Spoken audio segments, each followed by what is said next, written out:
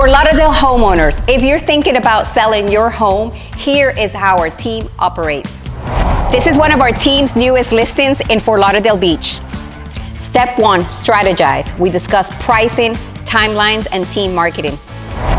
Step 2, we bring in our preferred interior decorator so she can make recommendations for furniture and decor. We like to foofy the room so it feels homey.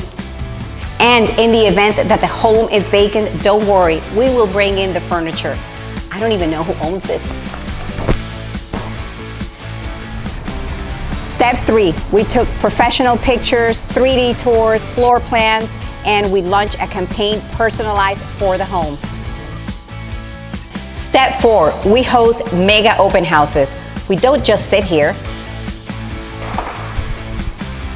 Our team loves to do open houses.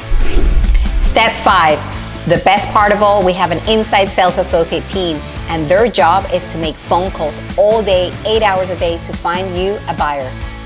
We also have our own in-house marketing coordinator, listing coordinator, showing assistant, and operations team, and all of this for the price of one.